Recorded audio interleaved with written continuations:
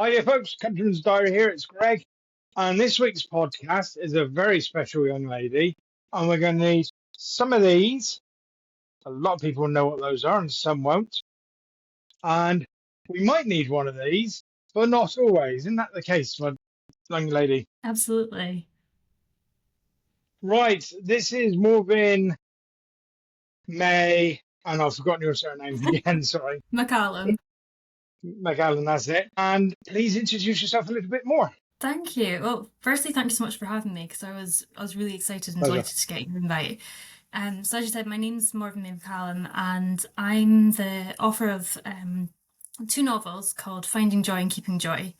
And they're both fictitious, but they're based on my own 17-year battle with Lyme disease. And since publishing the books, I've been doing a lot of work to try and raise awareness of Lyme disease. So I do a lot of talks in schools, to literary events, festivals, gamekeepers, to the army, to paramedics. Basically, anyone that wants to learn about Lyme disease, I'll go and do a talk to them to try and educate them on what Lyme disease is, how to prevent it, what to do if they're bitten. Basically, to try and embed as much knowledge as I can to hopefully try and prevent other people from going through what I went through. Ideal.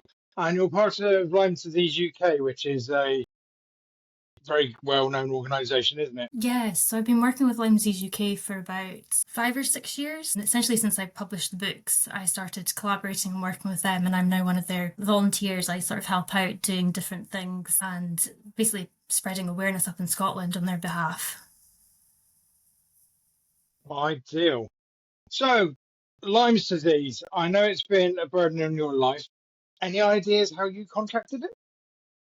To be honest, no. I wish I did.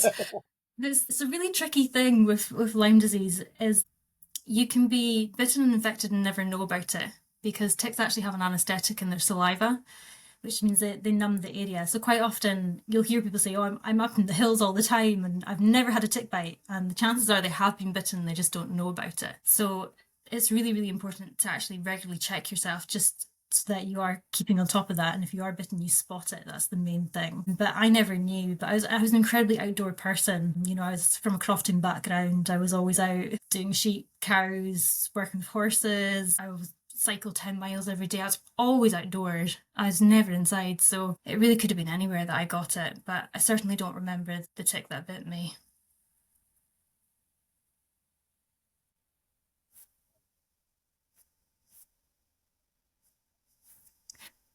Yes, I was around 14 and a half. So my early symptoms were a really severe summer flu. And then that kind of faded away. And I was left with really severe joint and bone pain, along with sort of stiffness in my neck and shoulders. And I was nauseous all the time, struggling to eat. And as time went on, my symptoms developed into more and more severe. So I started having really severe fatigue to the point where at 16 I had to drop out of school because by the end of the day I'd be so physically weak I couldn't actually walk. And my poor mum would have to quite literally carry me to bed because I was so weak I couldn't support my own body weight. And I started developing a hypersensitivity to light, touch, sound.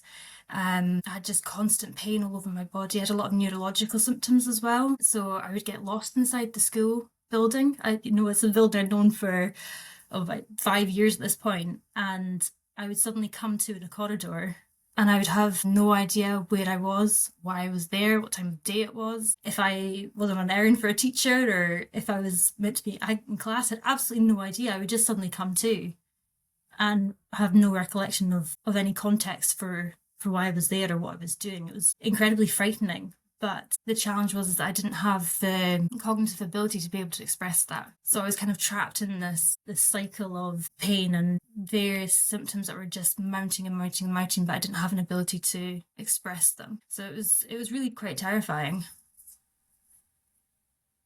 So how long did it take doctors to realise what it actually was then? So for me, unfortunately, my case is a very common one. I was actually misdiagnosed for over 5 years. Yeah, it was a very, very long time. And actually, as a result of that, I spent 8 years of my life being housebound and bedbound. So it was a really long journey to kind of get me to where I am today. But it did take 5 years for me to get diagnosed. And that was only because my mum is a nurse. She ended up going privately because the NHS basically washed their hands of me. And they eventually said, after 5 years, you've got ME and CFS, off you go. That was it. There was no support. There was no advice. There was nothing. And my mum, she didn't agree with that diagnosis. She was quite concerned about Lyme disease. And the issue is that the blood tests for Lyme disease are incredibly and notoriously inaccurate. So I couldn't get a positive blood test on the NHS. My mother, because of her work, she was aware of this. So she took me to a private clinic down south that specialises in ME and CFS and also Lyme disease. And it was there that I was diagnosed with Lyme disease, and that was backed up with positive blood tests from America and Germany. So it was a long journey to get that diagnosis. Blimey, sounds like a nightmare almost. It was, yeah, it was an absolute nightmare. It's looking back on it, it's pretty indescribable how I went from being someone who had so much energy that she didn't know what to do with it to somebody who was completely housebound and bedbound and was struggling to walk from my bed to the bathroom. It just completely crippled me. And unfortunately, my story is an incredibly common one, which is why I kind of feel so passionately about raising awareness of this illness, because I think people have a lot of misconceptions when it comes to Lyme disease and how severe it can be. Yes. I know of a couple of bushcraft guys and some stalkers who have contracted it either mildly or like a mid form, and they've managed to get over it with injections from the doctors and stuff. But even those guys, they say it's like the worst flu forever and ever and ever. Yeah, a lot of people describe it as the worst flu of their life, coupled with the worst hangover of their life, coupled by being hit by a bus. That's kind of how it's described. And I have to say, I do agree with them. It just can't be understated, the effect that it has. And I think because it's not just physical, it's neurological as well. The effect it has is just all round devastation. It's quite an astonishing illness when you actually sit down and study it. It's a really, really fascinating disease. Now, I know Lyme Disease UK, quite a small organisation. Is there any international ones that are doing any studies on Lyme disease? So there's quite a few charities out there, especially in America. And there's also charities in France, Germany. These countries are doing quite a lot of work in regards to Lyme disease. But unfortunately, research is quite slow going when it comes to Lyme disease because it's just not given the priority or the funding that it requires. Progress is frustratingly slow, to say the least, but at least we're heading in the right direction. Ideal. I know a lot of American deer areas. I don't even know if you call them deer ranches or like whether you call them canned hunting, etc. Are employing guinea fowl and turkeys more to try and mop up the numbers of ticks. But I know from speaking to stalkers over here, the numbers are absolutely rife at the moment, and we're not getting frost or nothing and cold enough winters to kill them off, nothing else. So. Yeah, absolutely. I do quite a lot of work with gamekeepers around Scotland, and they do the same. They use sheep, they use guinea fowl to try and mop the ticks up, because the ticks are just so numerous. You just can't avoid them. And I certainly know where I am, there's people who can't hang their washing out in their back gardens because when they take their washing in, there's ticks on their clothes. And I heard this and I was a bit like, oh, I was a bit skeptical of it. Is this just a bit of exaggeration? But I actually experienced it a couple of years ago. I had my bed sheets out and I went to pick them up and I was like, oh, there's a black mark on it. And then it started moving. It was a tick. It must have climbed up the pole of the washing line and gone onto my clothes. And it was just horrifying. It was really, really frightening that I could have been taking that tick into my bed and been oblivious to it. You can't avoid them. They're absolutely everywhere. And Yeah. there's just the gamekeepers, the stories that I hear from them on the number of ticks that they take off themselves each day. It's just horrifying. A lot of people look at the gamekeeper, especially up in Scotland, and they're all wrapped up in the tweeds and the brakes and everything else. But there's part of the reason for that is because it's anti-tick gear, isn't it? Yes, a lot of Leg wraps, wrist wraps. yes, absolutely. You can get some really good products now, particularly sort of trousers and jackets that are embedded with tick repellent, which is fantastic. And you can get bottles of tick repellent. I've got used some myself, and they're really good. I really like them. But yeah, there's certain things, like tucking your socks, your trousers into your socks and your t-shirt into your trousers. These all help to reduce the risk because it's reducing your skin exposure. And I recently, back in the summer, I went for a walk with my friend, and I was in welly boots because I'm always quite paranoid, as you can imagine. And she was just in trainers, and we went up a hill, and we only went part way because I was like, I don't feel comfortable. The grass is getting too long. I don't really like it. So she went a bit further on, then we went down to the car. And I said to her, should we just check ourselves for ticks just in case? Because it was longer than I was comfortable with, the grass. And I didn't have any on me. But when I said to her, should we just roll up your jeans just to see? When we rolled up the bottom of her jeans, she had 10 nymph ticks crawling up the inside of her trouser leg.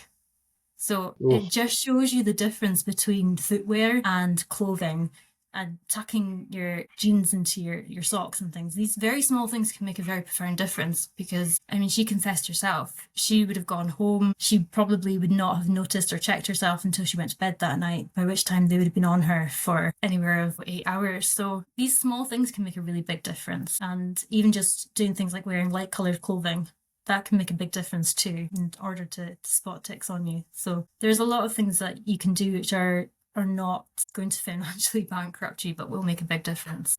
Yes.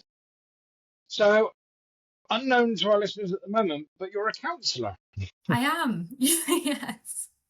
I became a counsellor about 2.5 years ago. It's been an amazing journey that I've been on, from being so ill to writing the books and raising awareness to then going on to be a counsellor. And it's an incredibly challenging job, but I do really enjoy it. It's really fantastic to see change happening in my community, and to be able to say, I did that, I helped to make that difference. And I think that's the most rewarding part of it. But it's definitely a challenging and never dull job, that's for sure. So have they approved that multi-storey car park on the kids' play area yet? I'm getting there. I'm trying. We don't need all that grass and ticks, do we? A nice car park where it's safe. No. So your books, I know they're semi-fictitious in one sense, but they're loosely based around you. Tell me more, or tell our listeners more, actually. Yeah, so the books they're actually written from 3 different points of view, and I deliberately decided to do that because I got to about halfway through the book, and I suddenly realised I was neglecting such a huge part of the story, and that is the story of the friends and family of the person who's sick. Because I was seeing firsthand the devastation that this was having on my mum and on my direct family and on my friends as well. And I realised that this disease has such a vast ripple effect. It's not just me, it's everyone who's around me that's being affected. So I wanted to write the story to reflect that. So it's written from 3 different points of view. So you've got the main character, who's called Joy, and she's the one who's unwell. And the second character is her Aunt Beth, who's her main caregiver. And the third character is Logan, who's her best friend. So I really wanted to encapsulate the devastation that this disease has, not just on the person who's ill, but on those around them. And I'm really glad I did that, because I've had really heartwarming feedback from people who said that it's really helped them, and especially in terms of being a caregiver, being a friend, to know that what they're feeling is okay, that what they should and shouldn't say. And I tried my best to make the book quite humorous, because it is quite a dark story in reality. But at the start of the chapters, I've got like bullet points, the top 10 stupid things healthy people say to sick people, and just things like that, which are things that I experience myself, but they kind of made me chuckle. And it does add a bit of lightness to the darkness. It adds a bit of humour to a story that is quite dark in reality. So it's been a really fantastic journey, writing and publishing those books, and it's something that I always wanted to do. I always loved writing, so being able to combine my passion for writing with my passion to raise awareness of Lyme disease has been a really fantastic journey, really, and a fantastic opportunity. Oh, ideal. Where can we find them to purchase? Well, so you can get them inside bookshops, and you can also get them on Amazon as well. So just whatever suits people best. Right here. Did you find it helped you mentally or spiritually writing it down and like accounting it, or? If I'm being honest, no. I think people always think it must be quite therapeutic to write the book, especially because it was sort of semi-autobiographical. But to be honest, it was quite traumatic writing the book. And as much as I'm so glad that I did it, it was never a book that I wanted to write. I never wanted to write about Lyme disease. I never wanted to have to relive those moments again, especially because all the symptoms and a lot of the doctor's appointments are very reflective of what I went through. And so I was essentially reliving the worst moments of my life over and over again. And that was quite traumatic. And I remember I'd be sitting there, I'd be writing, and I'd be like, why can't I see the screen? It's gone all blurry. And then I would realise I'd be crying because underneath there was so much pain and grief. And I was essentially reliving all those moments again. It was quite traumatic. I wouldn't say it was therapeutic, that's for sure. But I think it was worth doing because I think and I hope that it's helped quite a lot of people, which is worth all the suffering of writing it. Ideal. Now, the biggest thing I find with a lot of country folks is we're very cocksure of ourselves, aren't we? We go out, oh, we know that's a tree, this is that, that's that. And we don't, what's the word? We're almost like an inhuman thing. Nothing gets us down, nothing wears us down. You know, I've heard of farmers breaking stuff, having stuff ripped off by like a PTO shaft, dragging themselves back to the farm. And it's this stalwart like attitude that I think is the downfall for a lot of people because we go out, oh yeah, I'm going deer shooting, right? Bye to the wife and the kids. And you go out and you're focused on the stalking and the enjoyment of the countryside. And you come home, you do what you need to do. Oh yeah, there's a few ticks on this deer, bung it in the chiller for a couple of days, they'll drop off. And we never check ourselves and we go to bed. And the missus probably doesn't check us either. And we're just big old country folks. And I think that's half the battle, do you think? Oh, Does that make completely. sense? Yeah, you've hit the nail on the head completely. And it's something that I come up against all the time, especially with farmers, actually. I think farmers are probably the worst because gamekeepers, they're a bit more savvy because they've seen a lot of their friends and work colleagues going through suffering with Lyme disease, and it gives them the fear a little bit. So I actually find farmers are the worst, and forestry workers as well. And it's a massive issue. It's a really big problem because, and I can understand it because it is quite scary. It is quite frightening, especially when you hear stories like mine where people have been, housebound and bedbound for nearly a decade. It is terrifying, but it doesn't need to be. And that's the message that I really try to get across to people, that Lyme disease doesn't have to be terrifying. If you do check yourself regularly and you know how to remove a tick safely, you know what symptoms to watch out for, and you get that early diagnosis on that treatment, then it's 3 weeks of antibiotics. And for most people, that's them cured.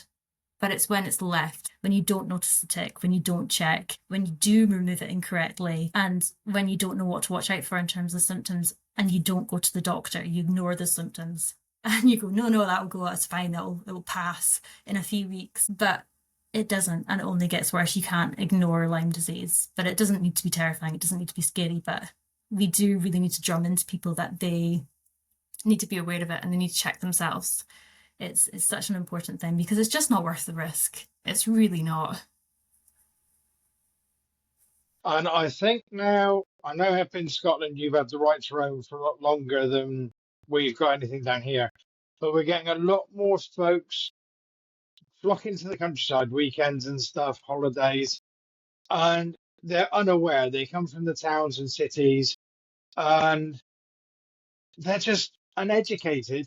But I'm not seeing on any like Countryfile or any of these other programs or like Springwatch tick awareness. There's none of it. Yet you see a cameraman in a hide for like 3 or 4 days watching a nest or something, but there's no mention that he goes home and checks himself rigorously every night or anything else, is there?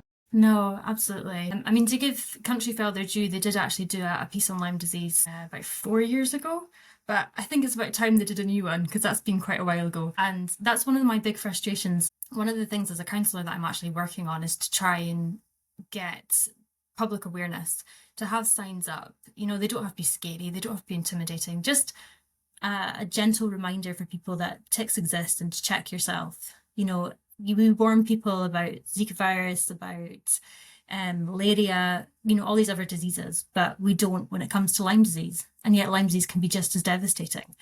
So we need to be better. We need to improve ourselves, and we need to keep pushing and fighting for that awareness, for there to be plaques everywhere, for there to be posters up in every pharmacy, for there to be that knowledge and education, because people are so ignorant. Ironically, one of the things that really frustrate me up in Scotland is the government's advert for Visit Scotland, and they've got a family with young kids hiding in the heather looking at this beautiful stag, and you're just thinking, no, don't go in the heather, don't go through the long bracken. And it's not what you should be promoting. You can promote these things, but in a safe and smart and responsible way. And I think that's what we need to get reinforced to visitors, because they don't know, and they're absolutely clueless, and they then go home and they become ill and they don't understand why. And we just need to do better. We really do need to be better.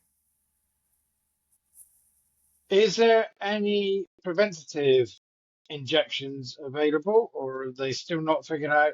One is just the antibiotics if you do get bitten, or? It's something that they're looking into at the moment. In the likes of Europe, you can get a vaccine for some of the co-infections with Lyme disease. That's something else that people need to be aware of. They call ticks nature's dirty needle because they carry more than one disease. So it's quite rare if you have Lyme disease to just have Lyme disease. You're far more likely to have Lyme disease and co-infections. So for instance, I have Lyme disease, but I also have about 3 or 4 co-infections on top of that. So you're actually fighting 4 to 5 diseases at one time, which is why Lyme disease is so devastating. So in some countries in Europe, they do have a vaccine for some of the co-infections. We don't have it over here in the UK. They are doing research into it, but I'm a little bit skeptical of the vaccines because they don't fully understand or know Lyme disease yet, and the volume of co-infections that come with it. And there are people in other countries who have got this vaccine and they're then being refused treatment for Lyme disease, even though they have Lyme disease, because the vaccine doesn't fully cover them. It only covers them for a certain strain of Lyme disease. But if they don't have that certain strain and therefore they are ill, they're being refused treatment. So there's issues with the vaccine. I'm a little bit hesitant. And I think, to be honest, if we had a vaccine that covered you for all the different strains of Lyme disease, it would probably kill us too. I'd be quite amazed because there are so many strains. It's like a tree with 1,000 branches on it. So to cover someone for all the different strains of Lyme disease, I think would be a huge challenge. So although I would welcome a vaccine, I would also take it with great precaution for the fact that it doesn't cover you for all the strains of Lyme disease, so you could still be ill. And that's where my reservation for it comes in. A bit like a vaccine from about 5 years ago, eh? Yeah, a little bit, yes. I don't have to say anything. I'm not sure which one you could mean. Have another one. I've had 3. That's enough. Oh, I've got COVID. Oh, no, you haven't. Yes, you have. Oh, there. Yes. That didn't work, did it? Yes, that's definitely my concern for it. Yes. So if I go back to these, best angle for the camera to see. These, folks, are tick removal tools, and you insert them under the tick and unscrew and lift. And what don't we cover them in? Well, certainly not oil, Vaseline, alcohol. I've heard people putting matches to ticks, cigarette ends. That's definitely a favourite with the older generation of foresters and farmers. You really don't want to put any substance on a tick whatsoever, because although it looks like an effective method, and you see videos on Facebook and YouTube of people putting peppermint oil or Vaseline on a tick, and within less than a minute that tick has detached itself and it's crawling away. So you think, great, that's a really effective method, but it's actually one of the most dangerous ways to remove a tick, because what you're doing is you're drowning and you're smothering the tick. And just like us, if we were suddenly being drowned and smothered, we would panic. But when a tick panics, it will be sick, which means it's vomiting dirty blood back into your body. So although it looks effective, it really is the most dangerous way to remove a tick. So we always recommend that you use a tick twister or a tick removal tool. I personally favour the ones that you had on the camera there, the tick twister. because it's like a two-pronged fork, and you just slide it underneath the legs of the tick and you twist it until the tick comes away naturally. So you're not stressing the tick at all. And the reason I favour it is because the ticks will use its legs to anchor itself onto your skin. So by putting the fork underneath the legs of the tick, you're lifting the legs, and the twisting motion unscrews the barbs in the tick's mouth, which is why it comes away cleanly. So you don't ever swipe or pull, you just twist until the tick comes away naturally. And that way you're not panicking it, you're not leaving bits of the head still attached because you're unscrewing the barbs, and you're lifting that anchor. So I personally favour the tick twisters. Whoever invented a tick must have been slightly sadistic, isn't it? I have wondered this. Right, we're going to create a creature that sucks blood, attaches itself by screwing its head into its victim. It holds its front legs in as well. Oh, and it vomits on exit. Oh, They're delightful, aren't they? Absolutely delightful. And everyone thinks blue bottle flies are a bit gross or a leech. They got nothing on ticks. Oh, nothing at all. Nothing. They're just, oh, they're horrible. And the way they crawl on you and they make your skin itch, it's just, I just hate them. They're just horrible. I know a lot of people, country folks probably will, but you can get a tick that is absolutely minute, isn't it? We're talking like a grain of salt size Yes, crawling on you, absolutely. and it will happily find you as a host. I think a lot of people think ticks are like something the size of a match head, and that's what they're looking for. But no, you're looking for something even smaller. Yes, absolutely. So ticks can be as small as poppy seeds, or as an example, they can be as small as a full stop at the end of a sentence. They can be absolutely minute. So we always recommend that people feel their skin rather than just looking at it, because quite often what your eyes will perhaps not be able to see or will overlook as a freckle or a speck of mud, your eyes will detect that anomaly far better than your fingers will detect that anomaly far better than what your eyes will. So we always recommend that when people are checking themselves for ticks, that they feel their skin and don't just look at it, because they can be absolutely tiny, and especially on kids, they're incredibly hard to find and hard to see. And if you're a man and you've got hairy legs and hairy arms and things, that adds to the challenge. So you really do have to check for them, because they are tiny, and as they get older, that's when they start to get bigger. So that's another challenge when it comes to finding ticks, is that they're just so small. My oldest is now 22. When she was about 7 or 8, we took the dog for a walk. He bounded through the long grass of a playing field. This is just like the rough bit they leave at the bottom of the hill. She went down to follow him, come back 10 minutes later, and by chance she raised her arms, and there next to her belly button was a tick. Oh. And she'd literally been 3 or 4 minutes down in the grass. That's how fast they can move. People think, oh yeah, they're slow. But what they'll do is climb up the vegetation, and as soon as you brush past, that's it, they latch on, isn't it? Yes, absolutely. So they do something called questing, which is as you described. So they will crawl to a blade of grass or a bit of bracken, and what they do is they hang on with their back legs, and then they will sit with their front legs hanging out. And they've got barbs on their legs, so that when you brush past them, they can catch onto your skin or your clothes or your dog's fur really, really quickly and really effectively. The really interesting thing about ticks is that they hunt in the same way that mosquitoes do.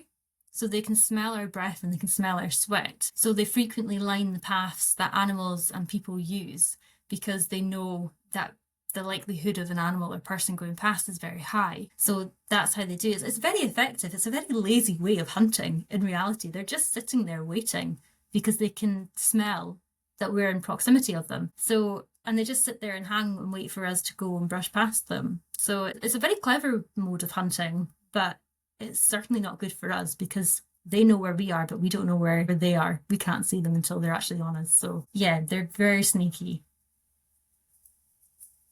And without being rude to anybody, I suppose anybody of a darker skin than, say, normal white people are going to have to really look and feel for anything, aren't they? Because ticks are like a little dark blot. Yes, it depends on the type of tick. So the majority of ticks, especially like deer ticks, tend to be black-headed, black-bodied. You can get ones which are black-headed and black-legged, but their bodies are a lighter colour, and they're sort of, how do I describe it? Almost like a grey colour. So you can get different variations in the colour of ticks. Yeah, you definitely have to be more careful in terms of spotting a tick. But I say that as well, trying to find a tick in your hair or these kind of areas, I think it's a challenge for everyone. But yeah, it's definitely worth taking extra precautions. Right, where do we get to? We've done tips, we've done that, we've done your books. What other advice would you offer people about enjoying the countryside? Because we can't all just go, all stick to the pavement, open straight. Oh, And of course, maybe. kids are always going to be kids. So, Yeah, absolutely. So I think the main takeaway points, and I'm not quite sure if we went over this one yet, but the bullseye rash that you get with Lyme disease, that's the one, absolutely. So there's quite a lot of or it's variations in that, that. depending on which way it is. There is a lot of variation in that rash, which you have to be quite careful about. And interestingly, and this isn't scientific, this is just from my observations of speaking to people up in the Highlands, they tend to get more of what looks like a ringworm rash rather than a bullseye rash. So that's not scientific, it's just my information from speaking to so many people who have Lyme disease, is that they tend to get a ringworm rash. And interestingly, that's actually what I got. I had a ringworm rash. I never had a bullseye rash. And of course, we dismissed it because we didn't really think it was anything more serious. But looking back and having spoken to all these people, I do kind of wonder if actually that was the first warning sign. So they estimate that between 30% of people will never get a bullseye rash. There are some researchers who say up to 60% of people will never get a bullseye rash. So there's a bit of discrepancy there in how many people will actually get it. But it's a really good diagnostic tool. If you do get a bullseye rash, that's a definitive sign that you have Lyme disease and you need to go to the doctor straight away. Don't let them fob you off with, we'll see you in a week or 2 weeks. You have to be seen straight away, and you are in every way have every right to go to A&E to get those antibiotics, because you cannot afford to wait if you have that bullseye rash. But people have to be aware that they might not get it. They might never get a bullseye rash, and that doesn't mean they don't have Lyme disease. They're just one of the unfortunate ones that don't have that telltale sign. And so they really need to know what the early signs and symptoms are, which are a very severe summer flu, stiffness, joint pain, bone pain, nausea, and extreme fatigue and memory issues. Those are the sort of early symptoms, and then they become more and more insidious and more severe. So those are the things that people really need to be conscious of, and to just check yourself. It takes 5 minutes. I do it all the time when I'm out with the dog. And I think for people going out into the countryside, don't let ticks and Lyme disease put you off. It doesn't stop me. I still go out, I still do things, and I just check myself. I make a point of looking every so often, just checking my skin, looking over, reapplying repellent if I need to. And it doesn't take long. And if it's something that you're struggling to do, just set a reminder on your phone.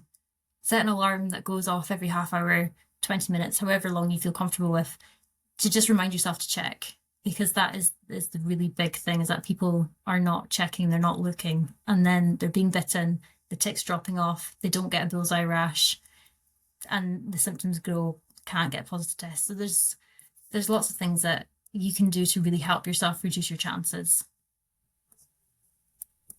Do you recommend using some form of tick repellent cream or gel or ointment Yes. or Yeah. constantly, or There's some really good ones out there. And there's, as I think we said before, there's clothing that you can get that is specifically embedded with tick repellent, and they are really good, but they're also really expensive at the same time. So if you can't afford it, you can get sprays. You just need to be careful that they are specifically for ticks. There's one that I really like called Pyramid Product, and it's a tick and midge repellent. And what I really like about it is that it's sweat and splash resistant. So even when you're out and you're going through muddy puddles, or the mist or the rain comes down, you're still protected, which is a really good bonus, and not many tick repellents have that. So I rely on Pyramid Product. I really like them, and they don't have a really harsh, nasty smell. And you can get one which has got DEET in it as well. So if you are going to be going into areas where you can't avoid ticks, you do have that option of sort of going up a level to have a bit of DEET in there to give yourself that bit of extra protection. So there's some really good ones out there, but I would definitely lean towards Pyramid Product. right, yeah. I don't have a problem when I'm out stalking with gnats or midges, but grey flies find me from miles away. And do you know what I'm on about? Grey fly, little thing about this sort of size, and it looks a bit like a horsefly, and it's like a humbug, but it's lengthwise, and they're grey, and that you know when they've bitten you. It's like somebody jabbing a dart in you. And they always go for the back of my legs, No. no matter what. Even through my stalking trousers, you're like, you little. And of course, as soon as you move, they fly off. They find me miles away, You must be teasing. or they go for the under the arms here. Those are the worst bits as well. Yeah, and of course during the summer, stalking row and stuff down here in Cornwall, it's 30 degrees some evenings. You know, you don't want full stalking gear on, and it's like, oh, do I really have to put a shirt on and all this just to stop the flies biting? But they always make a beeline for me, but nothing else does. It's weird. There must be something in you that they're attracted. I think so. My charm and charisma, I think. I think so. I have to say. It ain't my sense of humour. Nobody likes that. I got in trouble at the weekend on Facebook for that, but there we go. I ended up managing my comment, got reported to admin about 55 times. They shut the actual post down in the end. No. Yes. Now I'm curious as to what it was, but I better not ask. I don't mind chatting about it. There was 2 birch trees that had grown up as a split, and sadly a dog fox had jumped between the trees and got stuck and passed away. So I piped up. Obviously the hunt did this, didn't they? Oh, I'm And surprised. apparently half the group hasn't got a sense of humour. Everyone has like 100 laughy emojis and then all these lovely sarcastic comments. And then apparently admin's like, he's joking. And then another admin, please stop reporting his comment. He's joking. Can't you take a joke? You know, in the end, they shut the post. Oh dear. It's like, You just walk away. cancelled. You're like, no, that wasn't me. That wasn't me, I swear. No. Oh dear. Oh dear. So we've covered all of it, I believe. Is there anything you'd like to add that you thought, oh, I want to say that about it?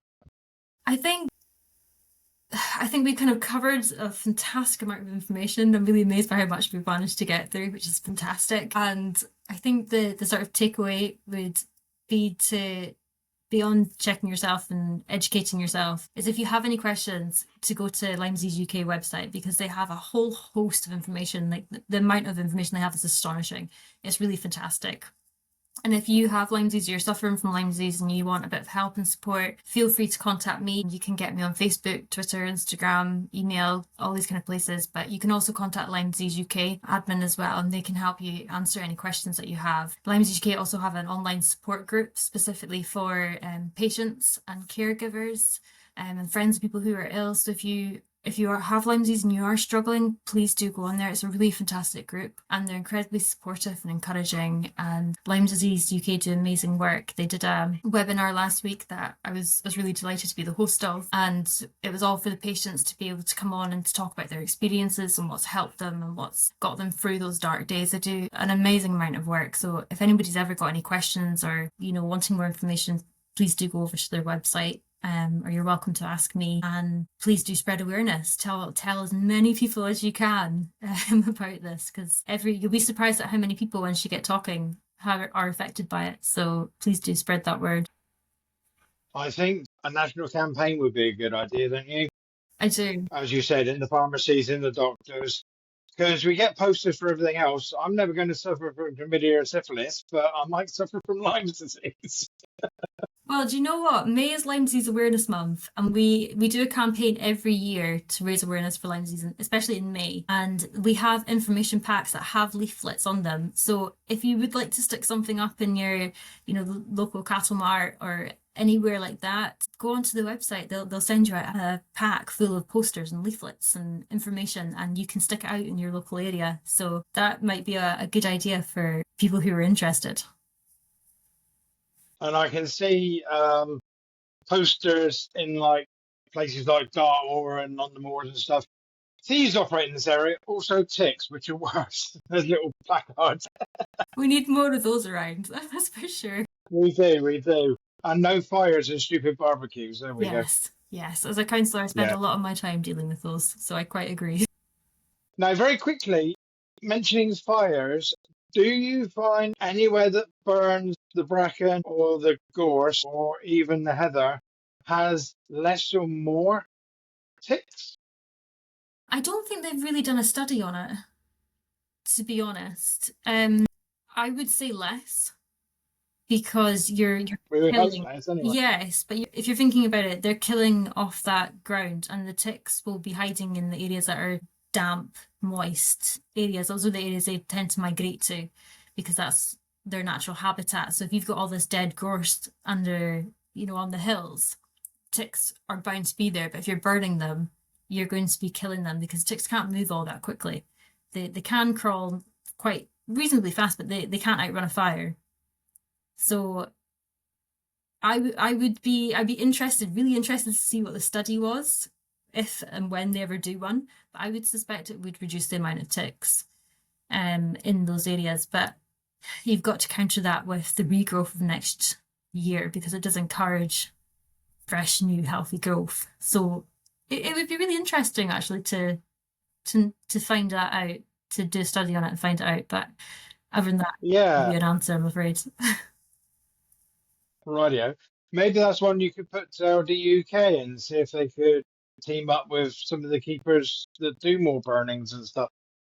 Yes, absolutely. It'd be really interesting to find out. I do. Well, thank you very much, Morven. It's been a pleasure and an education. And hopefully some of our readers and listeners, because we're on Spotify as well as YouTube, have picked up something and start looking a bit deeper at themselves when they come home from out in the great outdoors. I hope so. Thank you so much for having me. It's been really great. Pleasure. Thank you so much. Thank you very much. See you. And thank you for tuning in, guys. Cheers.